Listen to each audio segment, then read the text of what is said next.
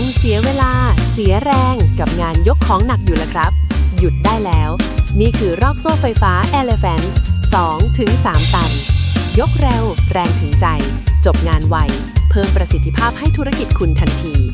สั่งซื้อได้ที่บริษัท White & KT จำกัด ส่งไวพร้อมใช้ สั่งได้เลย